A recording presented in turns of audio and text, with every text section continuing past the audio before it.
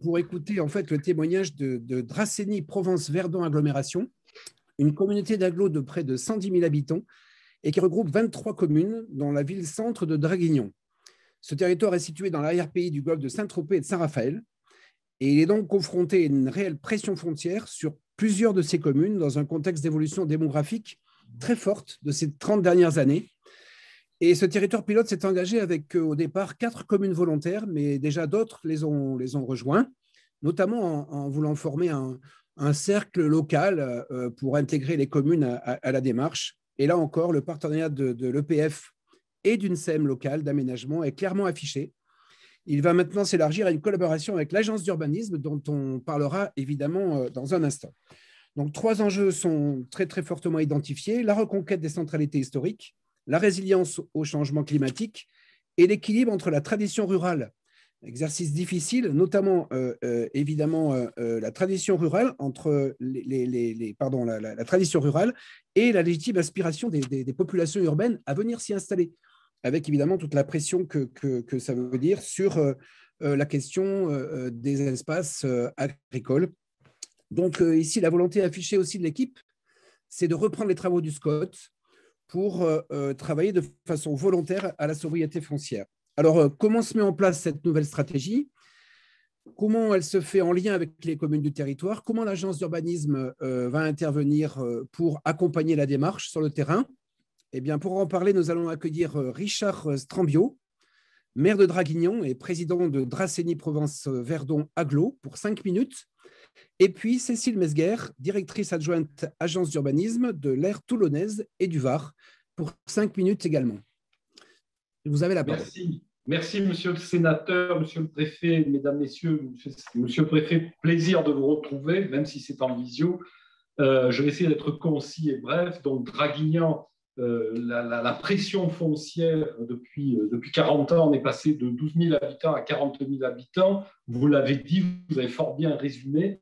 Et puis, je suis arrivé à la présidence de l'Agglo en juillet dernier. Nous avons de jeunes et nouveaux élus très motivés. Nous avons formé un club des 9 de sobriété foncière, puisque notre SCOT s'est fait retoquer, il a été rendu non exécutoire. Donc, nous allons essayer de rattraper les 15 ans que nous avons perdus. Donc, c'est une véritable volonté avec les enjeux que vous avez cités, une problématique terrible d'inondation. 2010, 27 morts sur la commune, ça laisse des traces. Hier, c'était la commémoration. La résilience de nos populations, évidemment, sur cette tragédie est constante et nous avons besoin justement de montrer que la transition écologique est importante et que le changement climatique, ce n'est pas du bluff, nous l'avons payé très cher.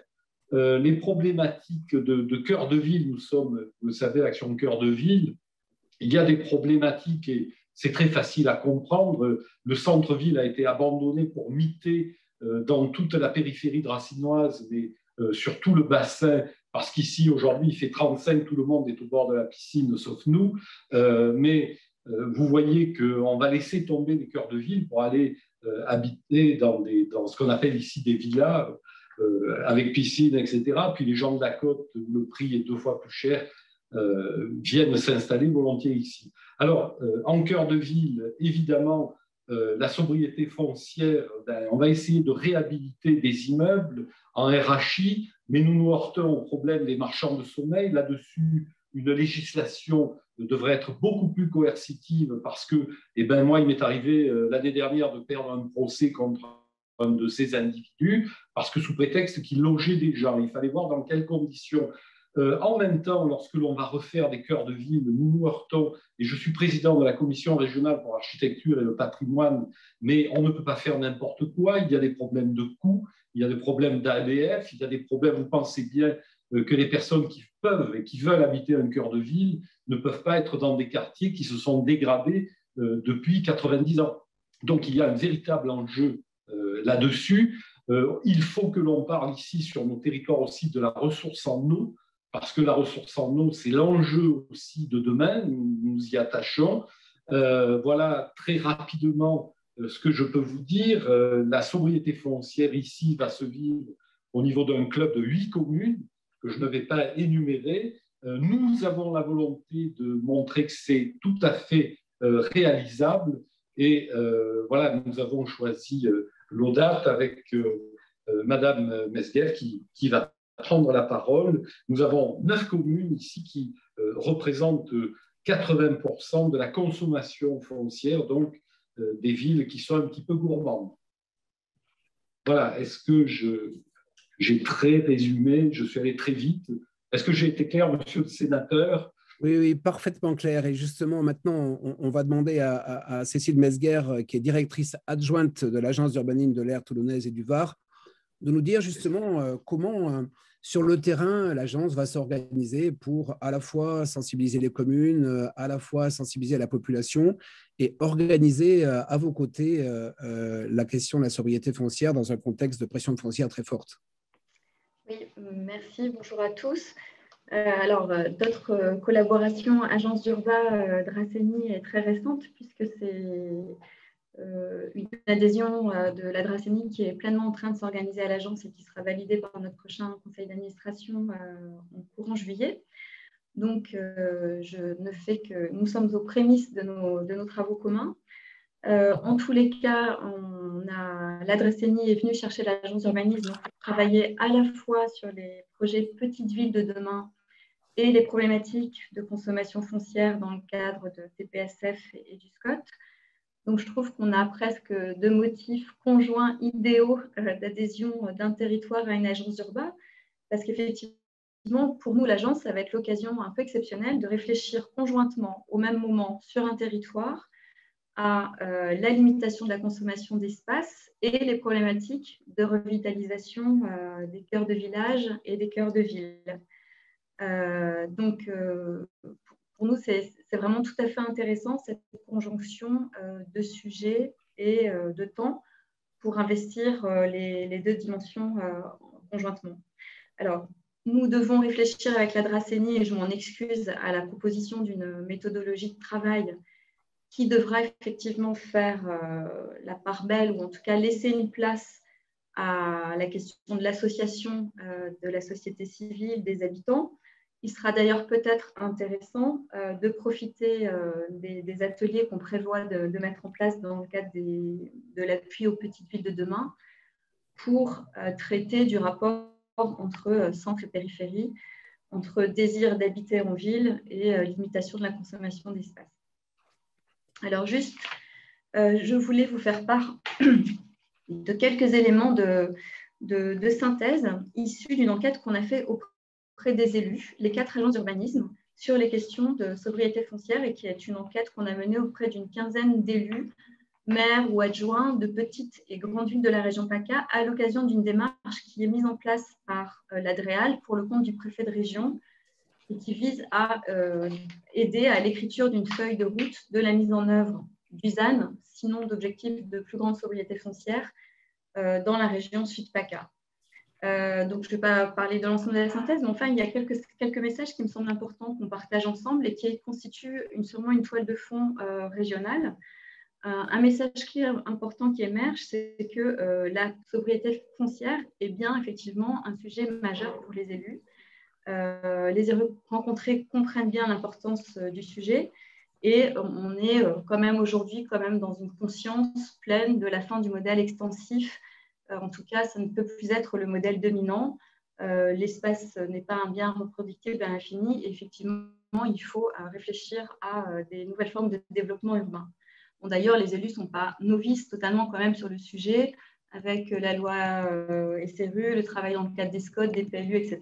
C'est quand même des choses qu'ils ont déjà entendues, même si là, effectivement, il va falloir franchir une marche supplémentaire. Ce qui met davantage en évidence, c'est l'écart qui existe encore aujourd'hui de manière forte entre l'objectif de sobriété foncière, qui est louable, et les réalités du terrain, qui, elles, sont assez complexes. Et il pointe également la difficulté d'appropriation des textes juridiques. Donc là, on a une nouvelle loi qui va encore sortir, la loi 3C puis la loi 4D, et notamment pour des élus qui sont avec de faibles capacités de mobilisation d'ingénierie, donc des petites communes rurales ou même des communes périurbaines. La question de l'appropriation de l'ensemble de ces enjeux par les élus, c'est c'est difficile. Il y a une vraie attente de leur part pour plus de pédagogie, d'explication et d'ingénierie de la part des services de l'État. Alors, la sobriété foncière n'est quand même pas totalement... C'est une des questionnements qu'on avait. Est-ce qu'elle est perçue comme la fin du développement? Alors, il y a deux positions qui se détachent assez nettement. On a ceux, heureusement, pour nous, là, les cercles des pionniers plutôt minoritaires, pour qui la sobriété foncière et le ZAN signent définitivement la fin du développement, avec des positions parfois assez tranchées. Et puis ceux majoritaires, heureusement, et ça, quelles que soient finalement les typologies de villes, qui pensent qu'il est possible vraiment de concilier la sobriété foncière et le développement, mais qui pointent tout de même un équilibre qui est difficile à trouver, alors même que l'acceptation par la population de la densification par la population reste globalement faible, en tous les cas pour les élus des collectivités qu'on a rencontrés et en région PACA, ce qui n'est pas forcément représentatif de l'ensemble des territoires régionaux, bien sûr.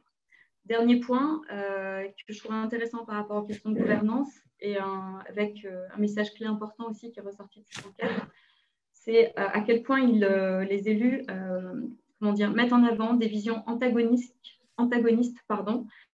et un dialogue compliqué entre les sphères d'acteurs. La sphère de l'État, avec les PPA aussi, personnes publiques associées, qui portent souvent des discours qui sont perçus comme dogmatiques, donnant des injonctions contradictoires. Celles qu'on retrouve classiquement, on va dire, c'est produire plus de logements sociaux et limiter la consommation d'espace, comme on fait. La sphère des habitants, pour qui, quand même, dans beaucoup de territoires, le rêve de la maison individuelle reste le rêve dominant. La sphère des promoteurs et des propriétaires fonciers qui, eux, sont des logiques de maximisation de profit, tout simplement. Et puis, les élus qui, eux, tentent de défendre leur projet, leur vision, et leur projet de territoire et leur vision. Voilà, donc bon, il y a tout plein d'autres messages intéressants, on n'a pas beaucoup de temps, donc moi, je trouvais que cela était assez en rapport avec la thématique d'aujourd'hui.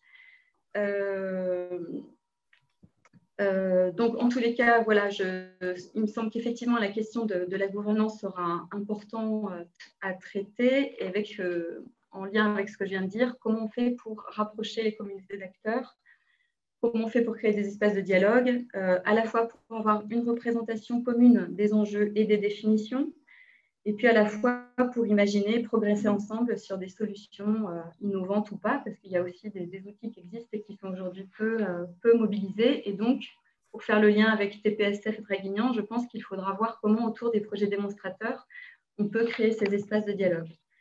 Dernier point spécifique que je voudrais aborder, pour l'agence d'Urba, écoutez, on est ravis d'intégrer des dispositifs de réflexion. Je connais bien l'ouvrage de Sylvain Grisot et dans effectivement le repérage du foncier invisible, il y a la question du travail sur l'intensification des usages. Donc pour nous, ça va être aussi une possibilité, cet accompagnement de la Dracénie, d'investir sur des méthodes peut-être nouvelles. On a tous l'habitude en agence de travailler sur des problématiques, on va dire plutôt spatiales. Comment on fait pour limiter la consommation d'espace, pour intensifier le renouvellement urbain. Là, on va investir la dimension nouvelle de l'intensification des usages locaux. Et ça, pour nous, l'agence, ça va nous obliger à réfléchir à des méthodes nouvelles qu'on n'a pas forcément expérimentées jusqu'à présent. Et donc, on aura besoin aussi de vous, du réseau des agences, etc., pour voir comment on fait trois choses. Je me suis appuyée sur l'ouvrage de Sylvain Grisot qui m'inspire pour ça.